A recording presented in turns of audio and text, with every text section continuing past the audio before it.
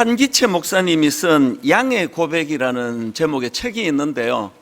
제가 그 책에 보니까 흥미로운 퀴즈가 하나 거기에 나와 있었습니다.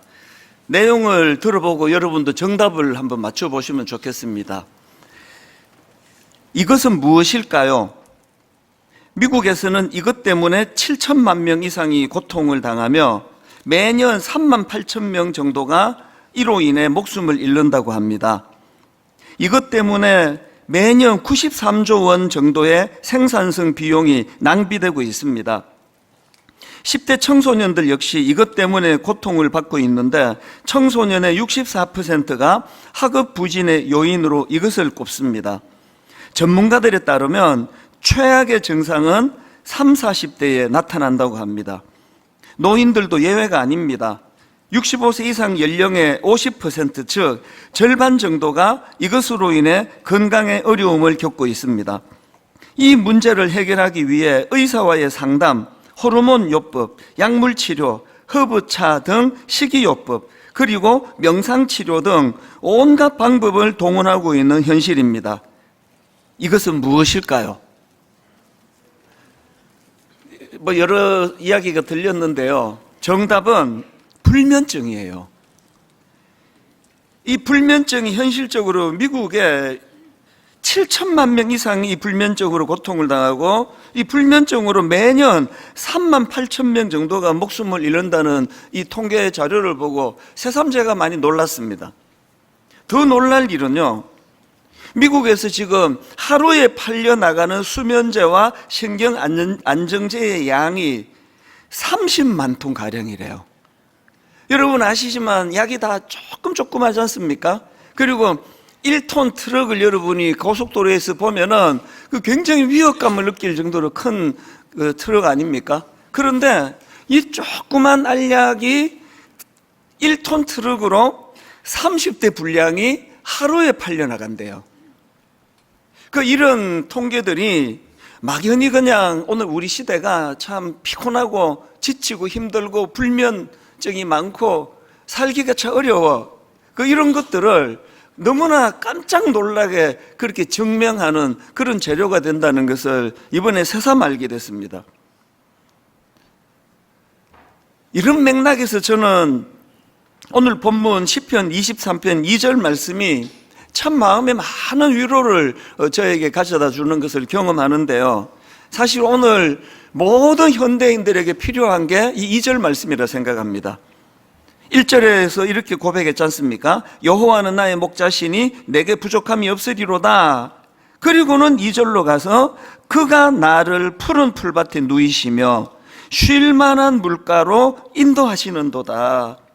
불면증과 염려와 두려움과 마음에 여러 가지 짐을 지고 살아가는 사람들에게 이 시편 23편이 얼마나 이게 위로가 되는지를 제가 요즘에 절실히 느끼고 있는 그런 중이거든요. 오늘 초대받아 오신 귀한 우리 손님들 참 고맙잖아요. 이 교회란 데를 생전에 처음 와보시는 분들이 이렇게 초대에 응하기까지는 굉장한 용기가 필요하셨을 텐데 지난주도 이번 주도 너무나 많은 분들이 초대에 응해 주셔서 제가 진심으로 감사를 드리고요. 오늘 그렇게 교회를 처음 와보시는 귀한 손님들에게 이론으로 이렇다더라 저렇다더라 이거는 뭐가 복잡한데요. 우리가 믿는 믿음은 실제거든요. 이 인격과의 경험이거든요. 뭔지는 잘 모르셔도 괜찮은데 오늘 우리 하나님께서 여러분의 목자가 되어 주셔서 뭔가 불안하고 두렵고 자려고 누웠는데 이게 필름이 끊어져야 잠이 오는 거 아닙니까? 누워있으면 더 생생하게 돌아가기 때문에 잠을 이루지 못하는 이런 현대를 살아가는 오늘 초대받아 오신 분들에게 하나님께서 이 2절 말씀을 선물로 주시기를 바랍니다. 이게 어려운 게 하나도 없거든요. 여호와가 나의 목자가 되시니까 다윗처럼 그렇게 절망적인 일을 많이 겪었던 그가 내게 부족한 게 없다 내 인생은. 왜?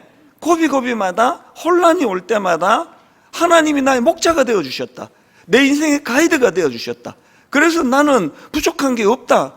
이렇게 말할 수 있는 인생이 되고 그리고 그 부족함이 없는 것에 제일 먼저 나오는 게 쉼과 평안이라는 것도 의미가 있지 않습니까? 하나님이 내 목자가 되셔서 난 혼란도 없고 내 인생에 부족한 게 없다고. 그 중에 가장 중요한 게 2절에서 그가 나를 푸른 풀밭에 누이시며 쉴 만한 물가로 인도하시는도다. 꼭 이 복을 또 이 은혜를 맛보시는 여러분 되시기를 바랍니다. 이번에 제가 이 시편 23편을 또 새롭게 묵상하고 연구하기 위하여 책들을 또 새로 또 좀 구입을 했는데요. 그 중에 참 인상적인 책이 하나 있습니다. 필립 켈러가 쓴 양과 목자라는 책인데요. 이 책이 제 눈에 들어온 것은 어떤 저자들은 책상에 앉아서 이론으로 쓰잖아요. 뭐 이럴 것이다, 또 뭐 이런 자료를 내가 봤던데, 이 필립 켈러는요, 본인이 실제로 무려 8년 동안이나 양을 치는 목자 일을 직접 경험한 사람이에요. 그 이번에 책을 보면은 뭐 그럴 것이다가 없습니다.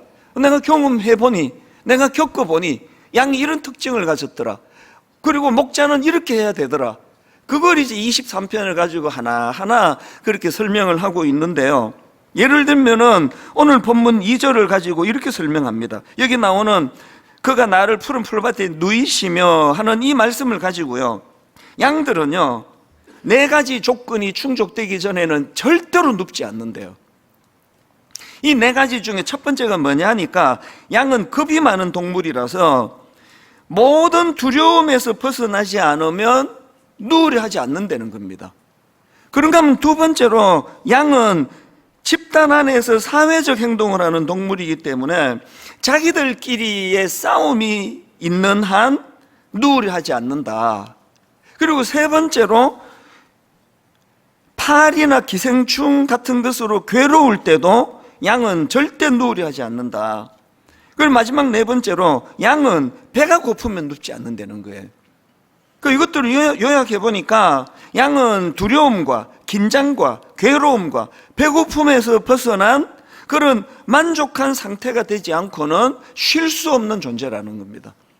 제가 이런 글들을 읽다가 보니까 이게 우리 인간하고 많이 닮았네. 이 양이 차이가 있다면, 뭔가 안 채워지고 뭔가 근심이 있고 뭔가 두려움이 있으면 양은 아예 누우려고 하지 않지만, 우리 인간은 눕기는 해요. 눕는데 원하는 잠이 안 오는 거죠. 양하고 똑같은 거 아닙니까? 제가 이런 내용의 글을 읽다가 보니까 예전에 나온 피로사회라는 그 책이 떠올랐는데요. 이 독일에서 활동하고 있는 한병철 교수가 쓴 책인데요. 전문가 교수님이 쓴 책이다 보니까 책이 두껍지는 않은데 굉장히 많은 생각거리를 거기다 제공을 하는 거거든요. 이분이 주장하는 게 뭐냐면은, 예전의 사회는 규율 사회였대요. 규율 사회의 특징은 뭐죠? 통제예요. 그리고 또 어떤 권력자가, 어떤 힘을 가진 자들이 계속 억압하고 누르고 이런 위험이 있는 게 규율 사회인데, 지금 우리 사회는 규율 사회가 아니라 성과 사회라는 겁니다. 그래서 이제 더 이상 우리는 어떤 외부의 권력이나 외부의 힘을 가진 사람에 의해서 우리는 통제되고 착취되고 이런 시대를 살지 않습니다. 오늘 뭐 누가 우리를 함부로 그렇게 착취하겠냐고요. 그래서 이제는 자율적인 성과 사회가 됐다 그래서 굉장히 좋아진 것 같은데, 문제는 이게 빛 좋은 개살군 거예요. 외부에서 억압하고 착취하고 누르는 게 없어진 대신에 더 무서운 게 이 사회 시스템 자체가 이 사람을 그냥 올가매는 거죠. 이 사회 구조 자체가 끊임없이 성과를 내야 된다, 끊임없이 너를 밀어붙여야 된다, 너는 성취해야 된다, 이겨야 된다, 승리해야 된다. 그렇고 그 구조대로 살지 않으면 적응을 할 수 없는 이 사회 구조가 되어버렸다는 거죠. 그래서 끊임없이 이거 유튜브 같은 거를 봐도요, 사람들이 그거 많이 보면 우울해진대잖아요. 나 이렇게 뒤쳐서서 되는 건가? 전부 다 앞서가는 것 같은데. 그래서 제가 그 피로사회라는 그 책에 나오는 문구 중에 피로사회는 자기 착취의 사회다. 이 참 섬뜩한 문구 하나를 제가 발견했. 너무 맞다는 생각이에요. 예전에 그 규율사회는 외부에 나를 괴롭히는 그런 권력자들에 의해서 시달리기가 쉬웠는데 그것들이 다 사라지고 나니까 이 시스템, 구조가 나를 그렇게 얽어매는 거 아닙니까? 그래서 여러분들 모두가 다 뭔가 하루 일과를 흔쾌하게 잠자리에 들어가기 어려워요. 뭔가 더 해야 될 것만 같고 잠을 줄여야만 될 것 같고 그래서 이 사회가 피로사회라고 한다는 것. 제가 그런 책을 이번에 새삼 또 내용을 보고 정리하면서 야 너무 잘 분석했다. 모든 게 다 동의가 되는 건 아니라 하더라도 근본적으로 오늘 우리 시대는 이 구조가 시스템이 그래서 우리를 계속 몰고 가는 게 쉴 수 없게 만드는 그리고 불안하게 만드는 무한 경쟁의 장으로 만들고 끌고 가는 그리고 성자 독식의 시대 이런 말 들어보셨잖아요. 그래서 옛날에 어떤 그 코미디에 그 개그맨이요 코 빨갛게 이제 술 취했다는 걸 그 분장으로 하고 술병 하나 들고 비틀비틀 거리면 나와 꼭 대사 한마디만 하고 들어갔던 기억이 나더라고요. 1등만 기억하는 더러운 세상. 이 술 취해가지고 하는 그 이제 술주정인데요. 1등만 기억하는 더러운 세상. 그게 한때 젊은이들에게 유행어가 된 게 공감이 된다는 거거든요. 모두가 다 이 사회에서 나는 부정응자 같고 나는 삼류 인생 같고 이렇게 지금 몰고 가는 이런 시대이기 때문에 그래서 저는 종종 저희의 목자가 되시는 주님께서 마태복음 11장 28절과 29절에 주신 말씀이요 수고하고 무거운 짐진 자들아 다 내게로 오라 내가 너희를 쉬게 하리라 나는 마음이 온유하고 겸손하니 나의 멍에를 메고 내게 배우라 그리하면 너희 마음이 쉼을 얻으리니에요. 사실 제가 그 목사가 돼 보니까요 예수 잘 믿으면요 내가 너희를 쉬게 하리라 이게 좀 안 될 때가 많아요. 저도 지금 사는 게 피곤해요. 점점 수면도 짧아지고요. 아니 무슨 작년에 했던 일에서 요 앞에 거를 빼고 새로 또 하나가 들어와야 되는데 하던 일은 계속 하고 이때 해가 바뀌면 하나씩 더 붙여져요. 원래 돌아가 전에 이제 대학부 청년부까지 살리겠다고 막 해집고 다니는 바람에 요새 제가 대학생 보면 난 무서워요. 막 거기다가 쟤들한테 내가 이제 책임을 져야 되는데 대청 대학 청년부가 완전히 활력을 되찾는 그런 과업을 하나님이 여름에 하나 또 얹어주셨거든요. 하나 더 얹어주시면 하나 빼셔야 되잖아요. 주님은 맨날 수고하고 무거운 짐진 자들아 다 내게로 오라 내가 너희를 쉬게 하리라 그리고 관로하고 이찬수 너만 빼고 이건 농담이고요. 제가 일이 점점 많아지고 수면이 제가 진짜 부족하거든요. 얼마 전에 그 미국에서 오랜만에 그 이진아 전도사라는 그 전문 사역자가 이제 방문하고 가면서 저한테 메일을 보내왔어요. 저한테 인사하러 와서 깜짝 놀랐대요. 이 표현이. 목사님 얼굴이 막 너무 피곤해 보이고 그래서 자기가 깜짝 놀랐다고. 여러분은 맨날 보니까 그런데요. 처음 보면 그렇게 피곤해 보이나 봐요. 그러나 저는요, 뭘 강조하는가 하면은 내 영혼은 쉼을 얻어요. 이 1절 2절을 다시 한번 보세요. 수고하고 무거운 짐진 자들아 다 내게로 오라 내가 너희를 쉬게 하리라 하셨는데요. 29절 나는 마음이 온유하고 겸손하니 나의 멍에를 메고 내게 배우라 그리하면 너희 마음이 쉼을 얻으리니. 그래서 제가 예수 믿고 나서 가장 중요한 원리를 알았다면 아무리 일이 많아도요 수면이 부족해도요 막 만나겠다는 사람이 막 줄을 서서 기다리고 있더라도 마음이 평안하면 그 사람은 평안한 거예요. 오늘 여러분들이 얼마나 이 바쁜 피로 사회에서 지치고 피곤하고 지하철 타면은요 너무 안 됐어요. 하여튼 전부 피곤해 쩔었는데 이놈의 스마트폰이 여러분을 못 쉬게 만들자. 눈이 휑한데도 이거 보고 지하철에서 뭘 보나 저는 계속 호기심 많아가지고요. 돌아다니며 보니까 별거 아니던데요. 연속극 제일 많이 보시고, 스포츠 많이 보시고, 만화 영화 많이 보시고, 쉬지를 못하게 만드는 그 구조예요. 그래서 여러분, 퇴근하실 때요, 또 좀 지칠 때요, 핸드폰을 끄는 결단을 내리는 거, 이게 주님이 저에게 가르쳐주시는 메시지예요. 저는 틈틈이 핸드폰을 제 손에서 떨어뜨려 놓습니다. 이제 뭐 급한 연락이 계속 오니까 끊어올 수는 없고 아예 떨어뜨려 놓아요. 그래서 오늘 저는 어쨌든 이 수고하고 무거운 짐진 자들아 다 내게로 오라, 내가 너희를 쉬게 하리라. 그 끔찍한 불면증으로 미국에서 7천만 명 이상이 고통을 당하는 3만 8천 명이라는 엄청난 숫자가 쉬지 못해서 목숨을 잃는 이런 가슴 아픈 현실 앞에서 오늘 이 쉼에 대해서 제가 좀 말씀을 나눠보려고 하는데요. 그래서 제가 오늘 설교 제목을 불안한 시대에 누리는 쉼, 이렇게 제가 정해봤는데요. 지난 주일날 이제 제가 두 가지 포인트 중에 시간이 없어서 하나만 다루었고 하나는 다루지 않았는데, 이걸 또 이제 애매하게 다루면 오늘 또 지장을 받기 때문에 이거는 주제와 연결이 되는 2주 뒤나 3주 뒤에 제가 이걸 다시 다룰 예정이고요. 그거를 보류하고 이제 오늘은 쉼에 대해서 좀 다루보려고 합니다. 지난주에 우리가 살펴본 것의 연장에서 이제 우리가 하나님이 내 목자가 되어 주실 때 어떤 은혜를 우리가 누릴 수 있느냐, 그것이 쉼과도 연결이 되는데요. 자, 쉼과 관련한 두 가지 중에 첫 번째가 뭐냐, 목자를 만나는 것이 쉬는 것이다. 제가 이렇게 한번 그 정의를 던져봤습니다. 목자를 만나는 것이 쉬는 것이다. 2절을 보시니까 아까 1절에서 여호와가 나의 목자이기 때문에 내게 부족함이 없다, 이렇게 고백한 다윗이 2절로 가서는 그 여호와를 그래서 그가로 표현해요. 그가 나를 푸른 풀밭에 누이시는 거예요. 눕는 게 아닙니다. 그가 나를 푸른 풀밭에 누이시며 쉴 만한 물가로 인도하시는도다.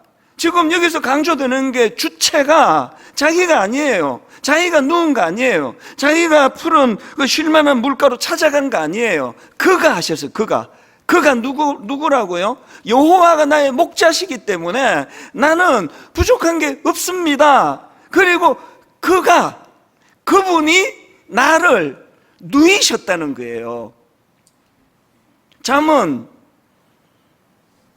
누이셔야 드는 거예요. 잠은. 침대는 제가 살 수 있고요. 막 물침대, 뭐 돌침대, 막 외국의 비싼 침대, 그리고 막 하나도 그 이불 덮은 것 같지 않은 완전히 가벼운 무슨 이불, 그거 다 내가 돈 주고 살 수 있는데요. 잠은요, 주시는 거예요. 잠은 여호와가 나의 목자인 분에게, 그리고 그분에게 전적으로 신뢰하며 맡겨드리는 자에게 주시는 선물이에요. 그래서 우리 성도님들한테는 여러 번 고백했지만 분당 우리 교회 담임 목사로 살아가는 건 굉장히 양상이 좀 복잡합니다. 설교하고 나면 미국에서 뭐 캐나다에서 유럽에서 뭐 누군가는 하여튼 문제를 제기해요. 그 설교를 왜 그렇게 하십니까? 하여튼 뭐 어딘가에서는 이 설교에 대하여 문제를 제기해요. 그리고 또 뭐 이런 양상이 좀 복잡해요. 어떨 때는 최근에도 겪었는데요. 어떤 그 여성도님을 상담을 했는데 내용을 제가 오픈할 수 없습니다. 억장이 무너지는 거예요. 그분의 감정이 제게 감정이입이 돼가지고 제가 막 우울해지기 시작하는 거예요.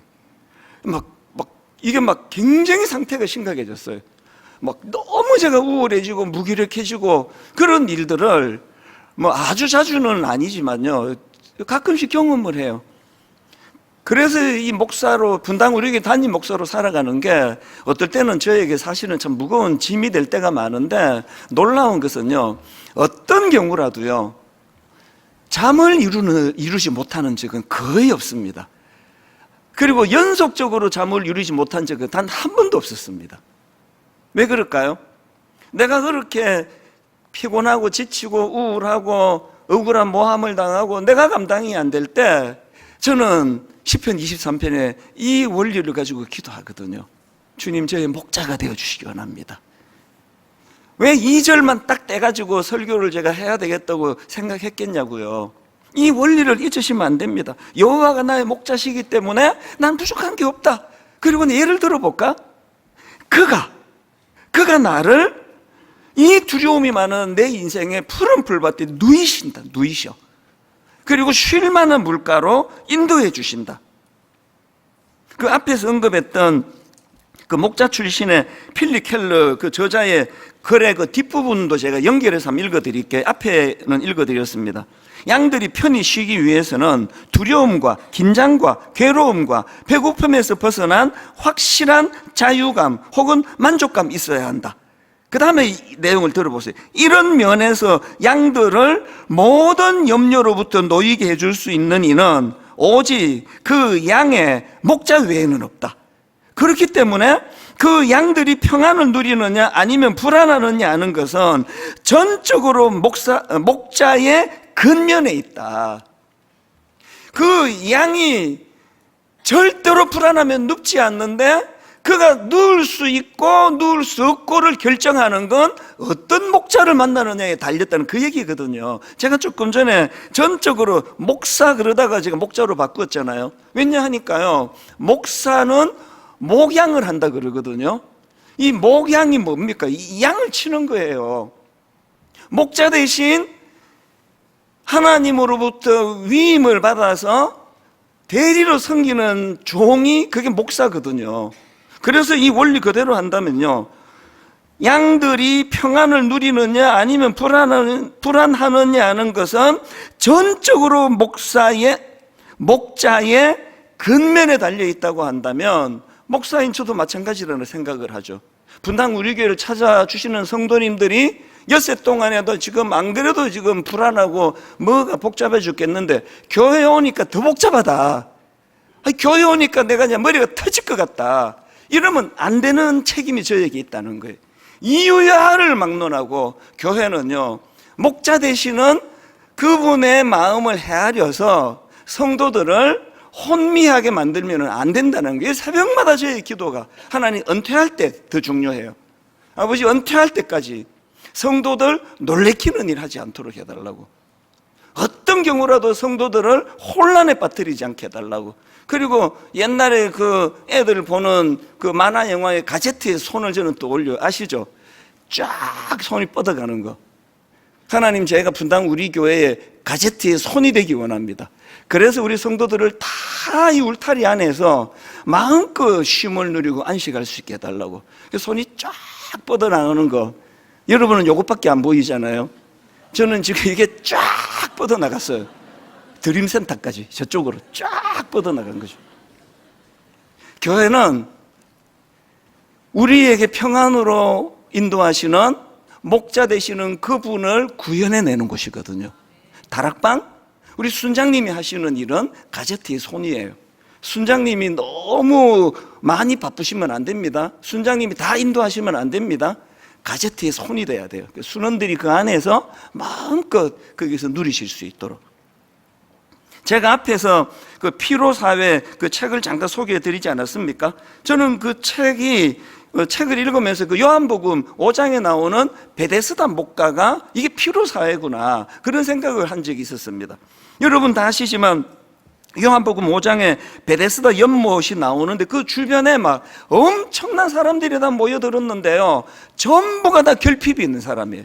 왜냐하니까 그 소문이 막 이제 나가기를 거기에 물 이동할 때 가장 먼저 들어가는 사람은 그 병을 고칠 수 있다, 이 소문이 나가지고 막 온갖 종류의 결핍을 갖고 있는 분들이 다 모여드는데요. 그런데 여러분, 그곳에서는요, 결핍을 가진 그 사람들이 모여 무한 경쟁의 장이에요. 제일 먼저 뛰어들면은 소원이 이루어진대더라. 그래서 막 모두가 나 긴장 상태예요. 이 물이 언제 동하나? 나 이번에 1등으로 나 들어가야 하는데, 근데 반드시 난 그거를 해내야 돼. 그 무한 경쟁 구도 속에 있던 그 집단에서요, 가장 경쟁력이 떨어지는 한 사람이 거기에 있습니다. 요한복음 5장 5절부터 7절입니다. 거기 38해 된 병자가 있더라. 예수께서 그 누운 것을 보시고 병이 벌써 오래된 줄 아시고 이르시되 내가 낫고자 하느냐? 병자가 대답하되 주여, 물이 움직일 때에 나를 못에 넣어주는 사람이 없어 내가 가는 동안에 다른 사람이 먼저 내려가나이다.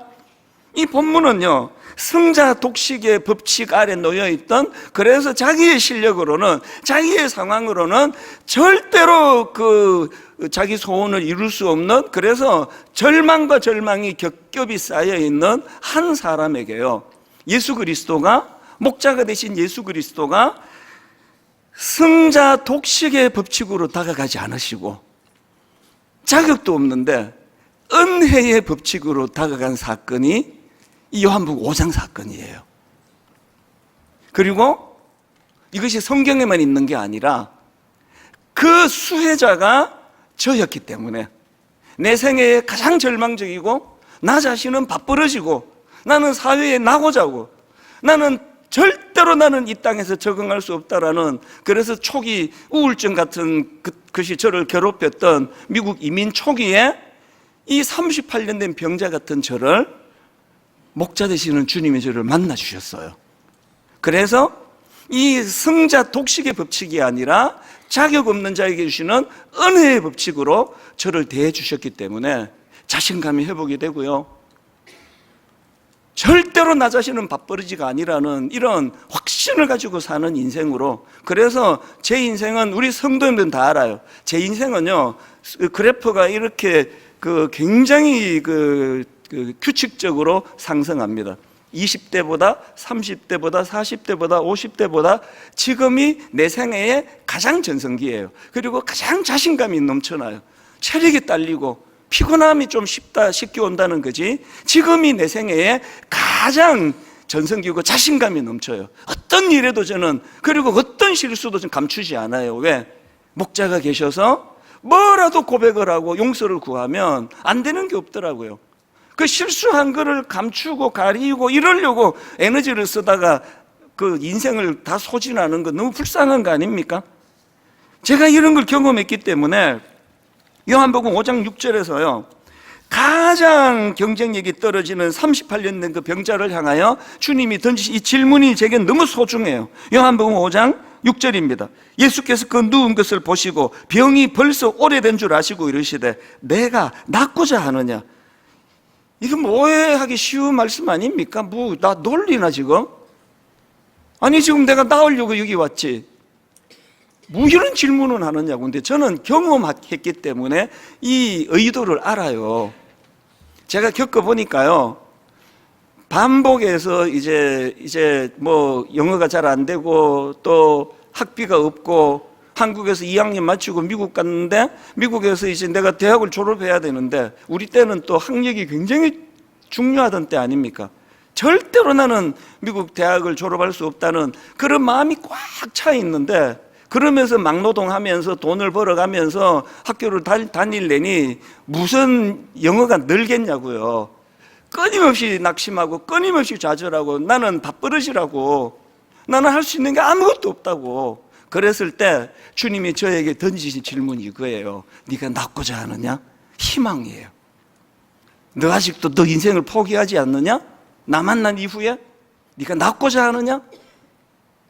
오늘 예배 드리시는 여러분, 주님의 이 음성이 들렸으면 좋겠어요. 네가 낫고자 하느냐? 무슨 뜻입니까? 너 아직 희망 갖고 있니? 네가 어떻게 해보겠다고 발부둥치던 그때의 절망이 아니라 이제 너의 목자가 되시는 예수 그리스도, 그분이 너 인생에 개입을 했는데 너 낫고자 하느냐? 그리고는 8절에 예수께서 이르시되 일어나 내 자리를 들고 걸어가라. 그 자리가 어떤 자리입니까? 자기에게는 절망의 자리예요. 타인에 대해서는 원망의 자리예요. 아무도 나를 도와주는 사람이 없다고. 20대 초반에 제가 미국에서 분노하면서 소리 질렀던 그것이 딱 이거거든요. 왜 나를 안 도와주느냐고. 아무도 나를 도와주는 이가 없습니다. 그 자리에서 떠나라는 거죠. 나 밥버릇이야. 나는 세상에 나고자야. 그렇게 절망하던 그 자리에서 일어나라는 거거든요.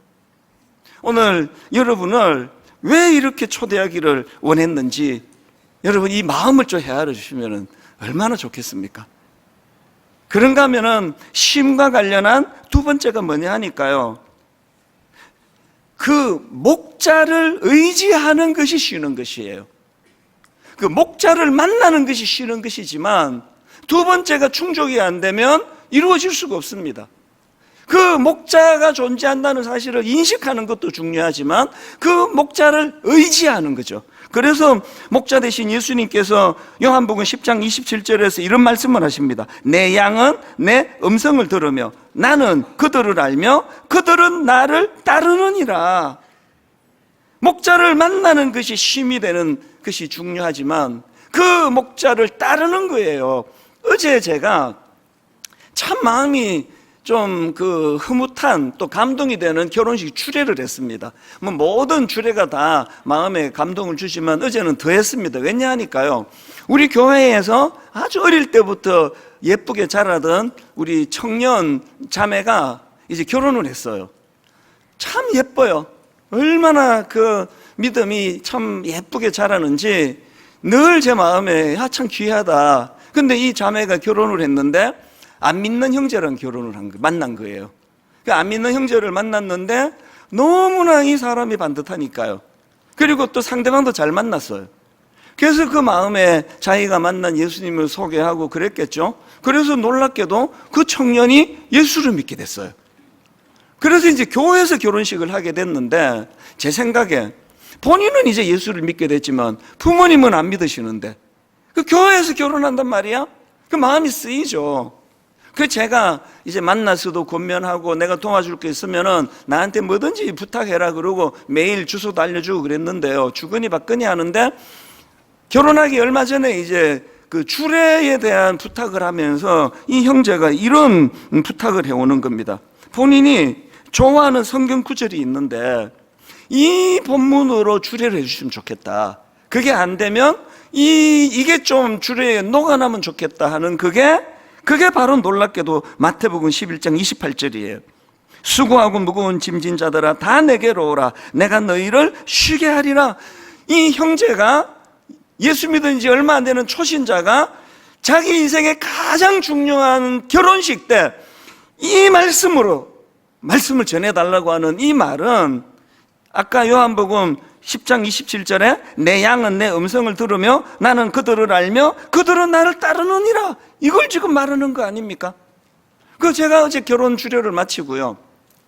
오래전에 제 마음에 엄청난 어떤 도전이 되었던 말씀 하나가 이제 떠올라진 겁니다. 그게 이사야 40장 29절부터 31절인데요. 이 청년의 마음하고를 한번 연결해서 한번 들어보세요. 피곤한 자에게는 능력을 주시며 무능한 자에게는 힘을 더하시나니 소년이라도 피곤하며 곤비하며 장정이라도 넘어지며 쓰러지되 31절 우리 같이 한번 읽어보시겠습니다. 시작. 오직 여호와를 앙망하는 자는 새 힘을 얻으리니 독수리가 날개치며 올라감 같을 것이요 다른 박질하여도 곤비하지 아니하겠고 걸어가도 피곤하지 아니하리로다. 제가 이 구절과 연관되는 엄청난 깨달음과 은혜를 받은 적이 있거든요.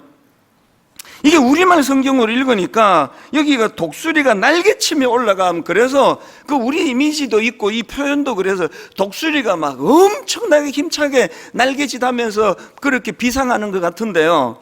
제가 어느 날 이제 미국에 가서 우리 조카를 만났는데 제가 또 목사고 또 걔도 믿음이 좋으니까 가끔씩 이런 이야기를 나누거든요.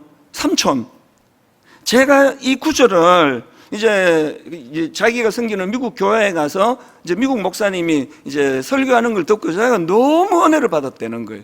그러면서 이제 미국 목사님이니까요. 이걸 이제 영어로 저도 이제 NIV 성경을 찾아보니까 독수리가 날개치며 올라간 같을 것이요. 이거를 soar on wings라고 되어 있더라고요. 그러니까 이게 이제 SOARON. 제가 영어로 이야기하면 못 알아듣기 때문에 soar on이에요. 그러면 이 조카가 하는 말이 이 영어 표현은 이 글라이드의 활공을 설명할 때도 쓰는 단어라는 겁니다. 무슨 말인가 하니까요. 여러분 우리나라도 행글라이드 이제 이거 요새 가끔씩 이제 TV에서 보이잖아요. 글라이드는요 동력 장치가 없습니다. 왜? 글라이드는 자기 에너지로 가는 게 아니라 이 글라이드는 기류를 공기 기류를 이용해서 날아가는 기구 아닙니까? 그러면서 제 조카가 하는 이야기가 독수리가 하늘을 날아오르는 원리도 마찬가지라는 거예요. 이 태양열이 땅에 비치면 공기가 따뜻해지는데 그러면 그 따뜻한 공기가 위로 상승을 한대요. 놀라운 건 독수리는요, 자기가 날개짓하는 게 아니라 상승 올란 기류를 찾아다닌대요. 상승 올란 기류를 첫째, 상승 올란 기류를 찾아다니고 둘째, 그 기류를 만나면 날개를 쫙 펴가지고 상승 기류의 힘으로 날아간다는 거예요.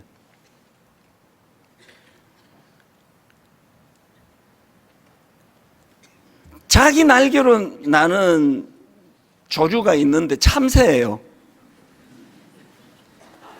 이렇게 날잖아요. 참새 보고 이렇게 난다 그러면 안 됩니다. 이렇게 날아요, 참새는. 그래서 여기 나와 있는 자기 힘으로 나는 그 참새를 묘사할 때 30절을 보니까요, 소년이라도 피곤하며 곤비하며 장정이라도 넘어지며 쓰러지되, 여기 나와 있는 그 소년, 이 소년은요, 인생에서 가장 전성기에 속한 젊은 남자를 표현하는 그런 의미라는 해설을 제가 본 적이 있습니다. 인생에 가장 피가 끓고 젊고 혈기왕성한 그런 젊은 청년이라도 피곤하고 곤비하고 장정이라도 넘어지며 쓰러지되, 누가 새 힘을 얻느냐고요? 독수리처럼 영적인 상승 기류에 자기 인생을 맡기는 거예요. 그래서 날개를 쫙 펴는 거예요. 그 제가 한때는요, 우리 교회에서 이 설교를 한 이후로 그 찬양 있지 않습니까? 독수리 날개쳐 올라가듯, 이거를 전부 다 가사를 다 바꾸라. 우리 교회에서 이렇게 불렀습니다. 독수리 날개 펴 올라가듯 이렇게 불렀는데요, 좀 부르다 보니까 또 그 만든 분이 그 성경 갖고 만드는데 뭐 별나게 우리가 뭐 또 날개 펴 그러냐, 그냥 쳐로 가자.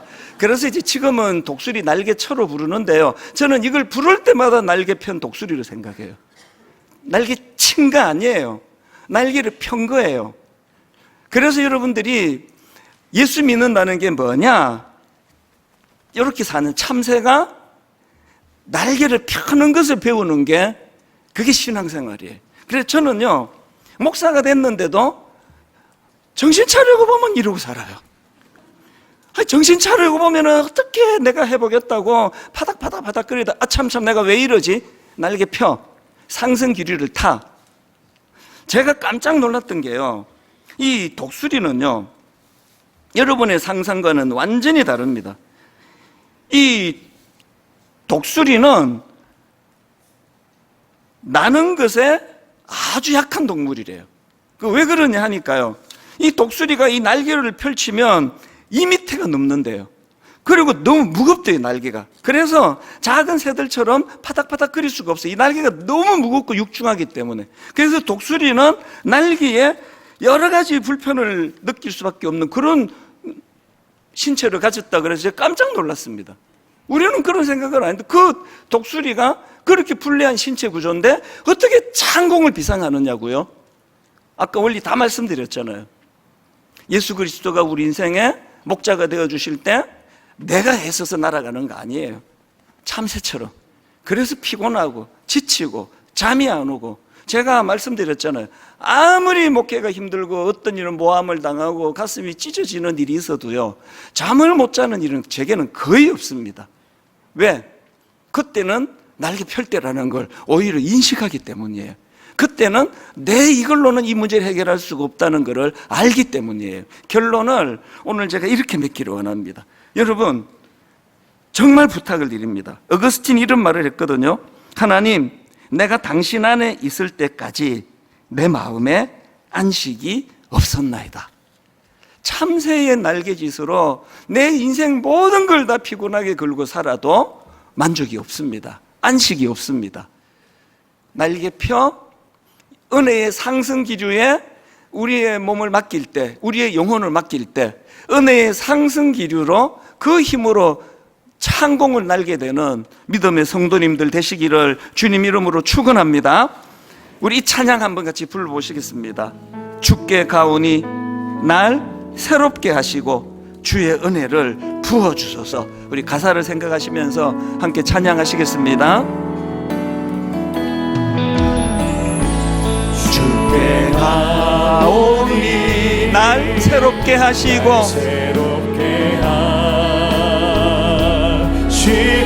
주의 은혜를 부어주소서. 우리가 목자 되신 주님을 의지하기 위해서라도 내 연약한 나라에 내 안에 발견한 나의 연약함 모두, 내 안에 발견한 나의 연약함 벗어지리라. 누구의 사랑으로 이 일이 가능합니까? 주의 사랑으로. 주의 사랑으로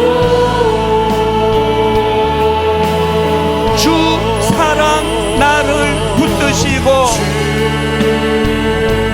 사랑 나를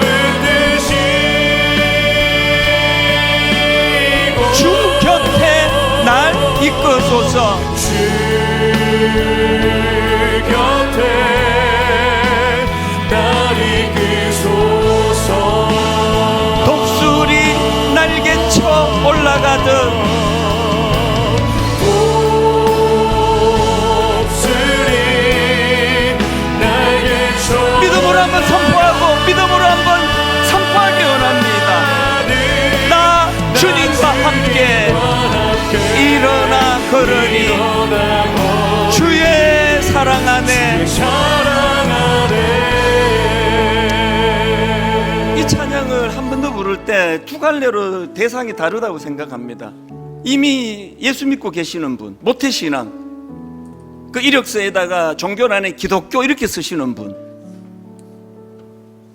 여호와가 내 목자라는 것도 알고 있는 분, 그런데 결정적인 순간에는 참새 날개짓으로 살잖아요.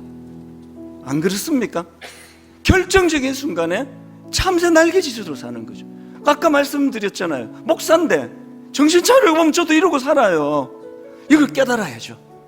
영적인 상승기류. 독수리는요, 자기가 날려는 게 아니라 상승기류를 찾아다닌대잖아요. 찾아다니는 거예요. 찾아다니는 게 믿음입니다.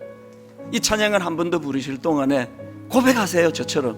하나님, 여전히 저는 내 날개짓으로, 참새의 날개짓으로 내 아이들 키우려고 파닥파닥거려서 시행착오가 너무 많습니다. 애를 다 누가 그렇게 힘들게 하느냐고요. 내 이 참새의 날개짓으로 애를 키우려다 보니까, 참새의 날개짓으로 가정을 유지하려고 하니까 맨날 시행착오가 많아요. 하나님, 이제 독수리가 날개를 펴 참새의 날개짓으로는 창공을 차오를 수가 없습니다. 오늘 두 번째로 처음 오늘 여기 오신 분, 우리가 왜 그렇게 여러분을 귀찮게 여기 초대하려고 하는지 그 마음을 좀 받아주시면 좋겠어요. 여러분, 참새의 날개짓이 아니라 내 인생에 목자가 계시다. 그래도 나도 다윗 이상으로 참 힘들게 살고 있는데 여호와가 내 목자시니 난 부족한 게 없다. 양처럼 근심이 사라지지 않으면 잠이 오지 않은 게 연약한 우리 아닙니까? 이 찬양을 통해 목자 되신 그분이 주시는 평안이, 아, 이런 거구나. 이론은 배우는데 시간이 많이 걸리는데요, 경험하는 건 그냥 하시는 거예요.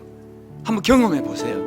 다시 한번 이 찬양, 각자의 위치에서 은혜를 누리며 찬양합니다. 주께 가오니. 주께 가오니 날 새롭게 하시고 새롭게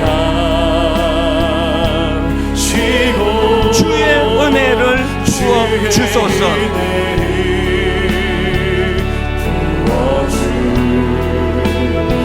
목자 되신 그분을 인식하기 위해서 내 연약함, 내 안에 발견한 나의 연약함 모두, 내 안에 발견한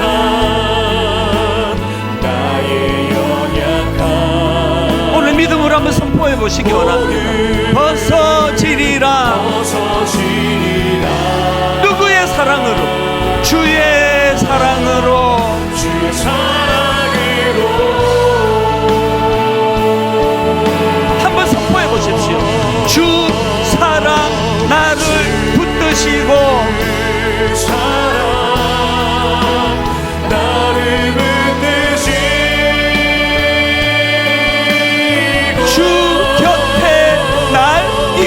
하소서.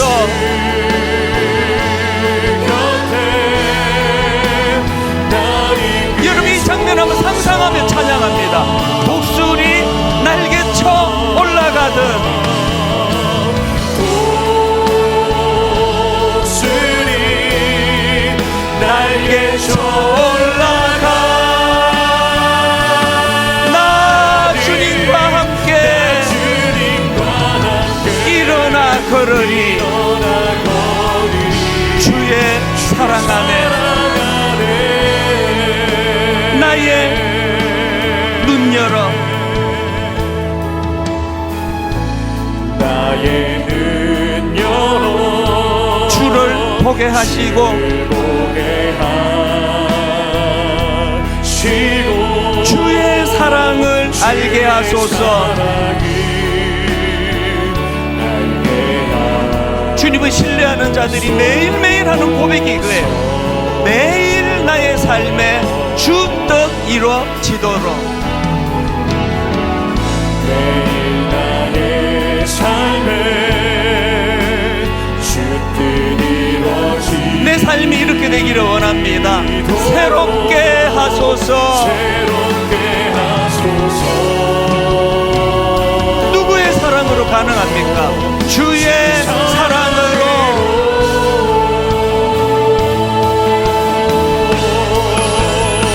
주 사랑 나를 붙드시고 사랑 나를 붙드시고 주 곁에 날 이끄소서. 곁에 날 이끄소서. 영적인 상상력을 동원한 이 장면을 상상해보세요. 독수리 날개쳐 올라가듯 독수리 날개쳐 올라가 나 주님과 함께 주님과 함께 일어나 걸으리. 주의 사랑 안에 우리가 자리에서 일어나셔서 믿음으로 선포합니다. 주 사랑 나를 붙드시고 사랑 나를 붙드시 믿음으로 고백하며 선포합니다. 주 곁에 날 이끄소서. 곁에 날 이끄소서. 진실로 이런 삶을 살기 원합니다. 독수리 날개쳐 올라가듯 독수리 날개쳐 올라가 네가 걷기를 원하느냐, 네가 낫기를 원하느냐, 나 주님과 함께 일어나 걸으리. 일어나 걸으리. 주의 사랑 안에. 오늘도 제가 여러분들 위해 기도해 드리겠습니다. 하나님 아버지, 피로사회라고 하는 그 책에서 주장하는 것처럼 이 사회의 구조가, 시스템이 아직 꽃이 피기도 전에 우리 젊은이들을, 중년을, 이제는 은퇴하고 쉬어야 되는 노년들을 끊임없이 몰고 가고 피곤하게 만들고, 그래서 잠자리에 누워도 잠이 잘 오지 않고 뭔가 너무나 이른 아침부터 저녁까지 애쓰며 왔는데 세상에 뒤처지는 것 같고 도태되는 것 같고 나만 나고자인 것 같고, 하나님 이 세상의 구조가 너무 악한 구조입니다. 그래서 하나님, 오늘 이곳에 모여 주님 앞에 은혜를 구하는데 여호와께서 우리의 목자가 되어주시니 참 감사합니다.